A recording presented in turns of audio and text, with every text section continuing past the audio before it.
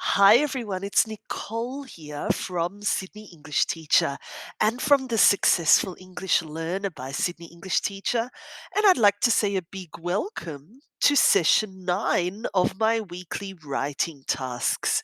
Thank you so much for joining me for another week of writing practice.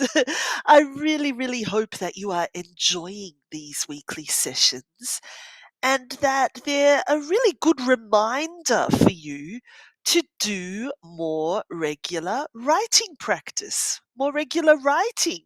Are you? I hope so.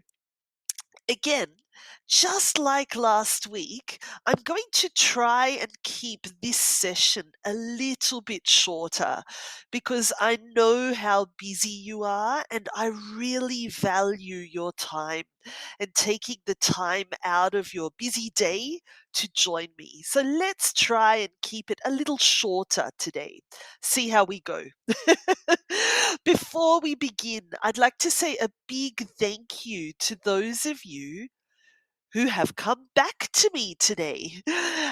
For those of you who are joining me every single week and watching the videos and doing the writing tasks, I say a big thank you for your commitment and your enthusiasm. I'd also like to say a big hello to those of you who are joining me for the very first time. Thank you so much. I really hope that you enjoy session number 9 and that you continue to join me from now on for lots more writing development and writing practice. You know, it's an absolute pleasure helping all of you and really knowing that your confidence in writing is improving every single day. So thank you so much.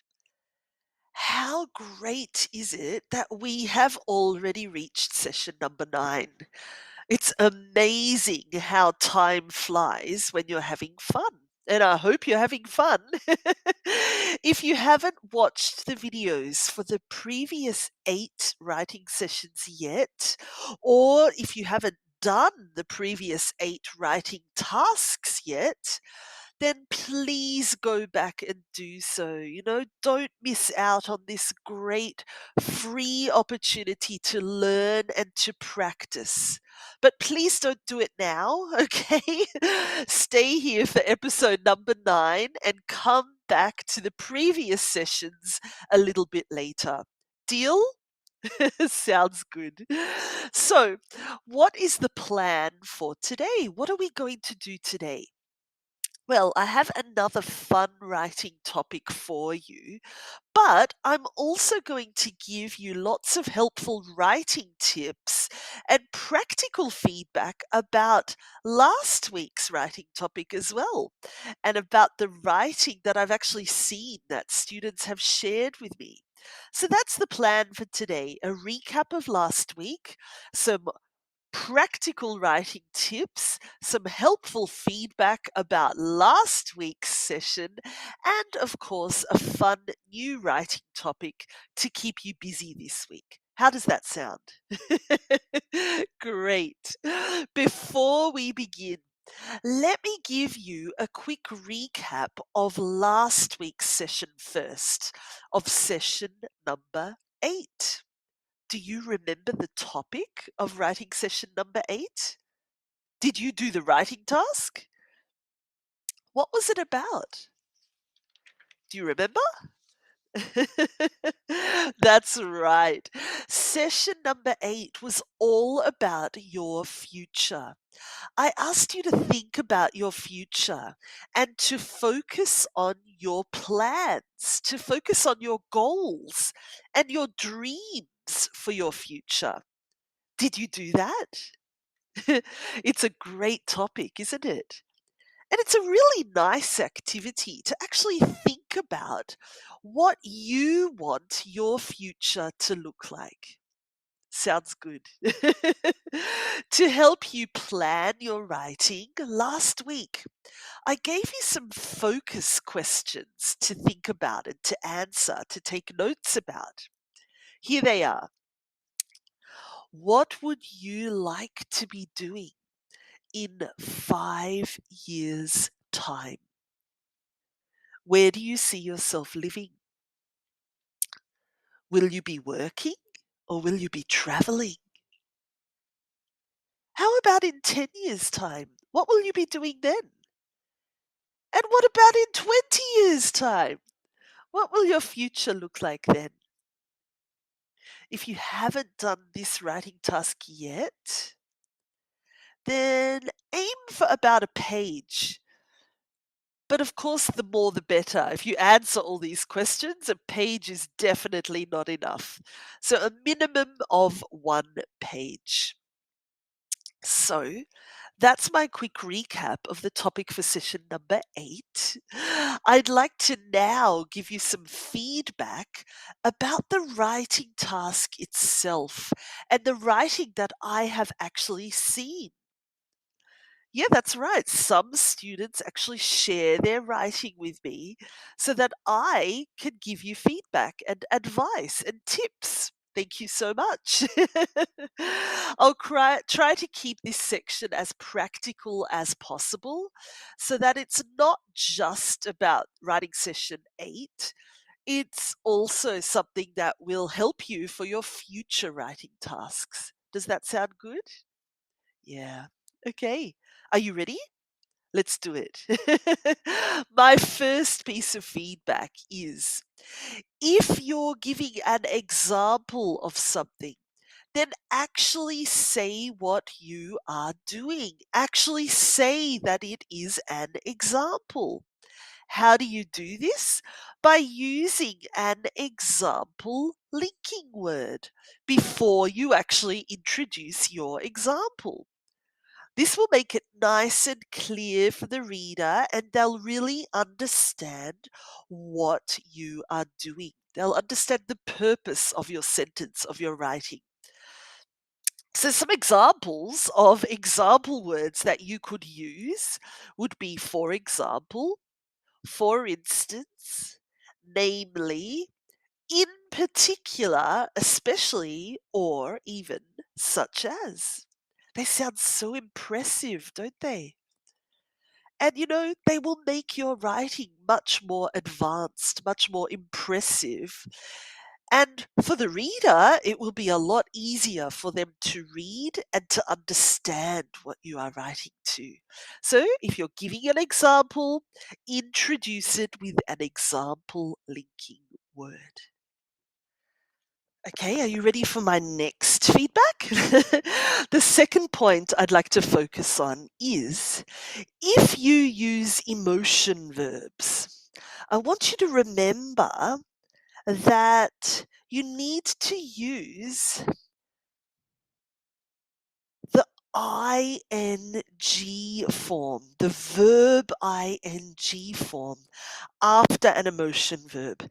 Definitely don't use the infinitive form after them. Okay, use the verb ing form. So some emotion verbs would be like or love, enjoy, dislike, perhaps. And after them, if you choose to use a verb after them, you have to make sure that it is the ing form. So you might say, I like swimming, or I love cooking, or I enjoy reading, or I dislike cleaning, for example. These are all examples of emotion verbs followed by another verb, swimming, cooking, reading, cleaning, and that verb is in the ing form. So don't forget that. That's really, really important. My third feedback for last week's session is don't forget that the going to tense can only be used for things that will happen 100%. Okay? You know they will happen because they've been booked, they've been planned, they've been paid for, perhaps. You've arranged a time, a day, a place, and you can't cancel them. So that's when you use the going to tense. For example, I'm going to the opera on Saturday. However, for things that you are unsure of, or maybe there's a possibility that your plans will change, that's when you use your future simple tense, your will tense.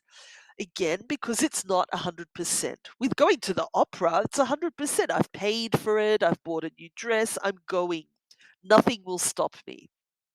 But I might say, maybe I will go out for dinner afterwards. Okay, I'm using will there because I'm not 100% sure. Perhaps I will, perhaps I won't. So that's something to remember. And the final piece of feedback from last week is um, please remember to use the plural form of the noun if you are speaking about something in general. Okay, and use the article the if you are speaking about something specific. For example, we might say, people are always very kind to me. Here we're talking in general about all people because I've used the plural form. However, if I say, the people living in my suburb are always very kind to me. Here I'm being very specific about a small group of people, the ones who live in my suburb. So again, the plural noun, if you're speaking in general about everyone or everything, and the article the, if you're being specific about a smaller group. Be really careful there. That is so, so important. So, look, that's some quick feedback from the writing that I have actually seen for topic number 8 for last week. I do hope that these tips have been really helpful for you, and that you'll also be able to use these tips, these ideas in your future writing. So now that we've talked about last week's topic, it's time to find out the topic for this week for writing task number 9. Are you ready? Okay, so for this week's topic, we are going to focus on your home. I'd like you to think about where you live and what it means to you. So, the goal of this task is to be as descriptive as possible. So, try to use as many adjectives as you can to describe your home and to describe what it means to you and how it makes you feel. Can you think of some now? Say the first 2 adjectives that pop into your head when you're thinking about your home. What are they? My 2 adjectives are safe and comfortable. How about you? Wonderful. Great. So, now to help you plan your writing and put some thoughts on paper before you actually begin the writing process, I have some focus questions for you.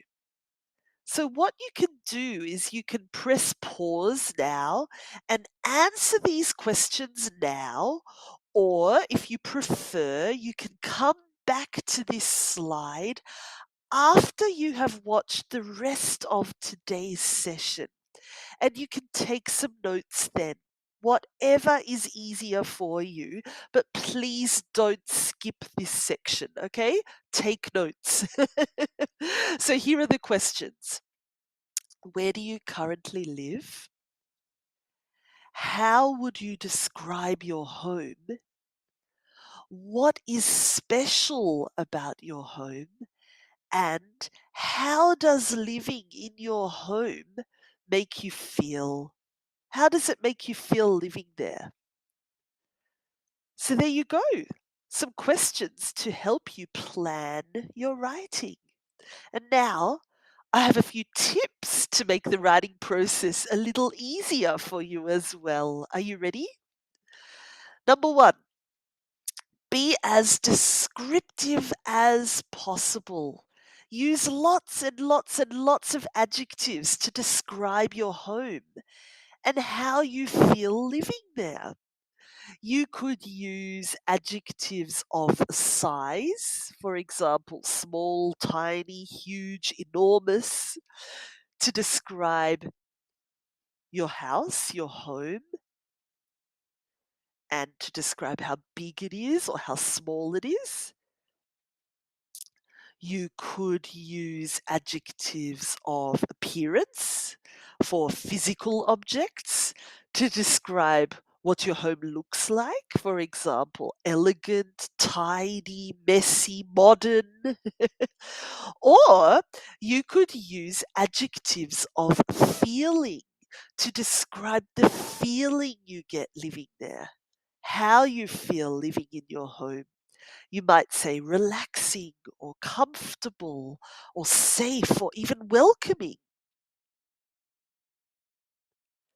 There you go. Some tips to help you brainstorm some wonderful adjectives to describe your home and to include them in your writing.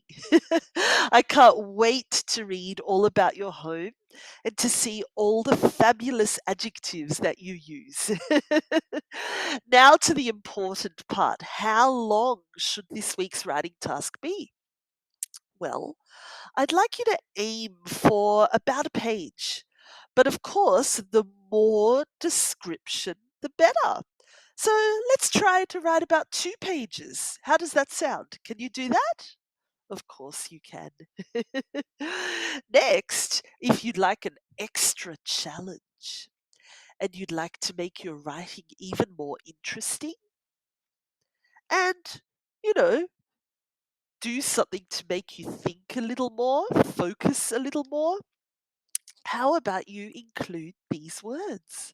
I'd like you to include the verb consider, the adjective essential, and the noun improvement. And believe me, it's not as easy as it looks. So include these words when you are planning your writing, not when you're writing already, just to make it a little bit easier. Well, that's all for this week. Make sure that you actually do the writing task, okay? Don't just watch the video, actually do the writing task. Take the next step and put pen to paper. Do you promise me? Yeah. Don't forget I'm here to help if you get stuck or if you have any questions at all. I'm always here if you need my help. Just get in touch, okay? I'd like to say a big thank you for coming and joining me this week. I tried to make it a bit shorter, but I didn't succeed. It's still about 18 minutes long. I'm so sorry. But thank you for sticking with me, for coming and joining me, and for focusing on your writing. Have lots of fun with this week's topic, and I can't wait to read what you all write and what you think about your home.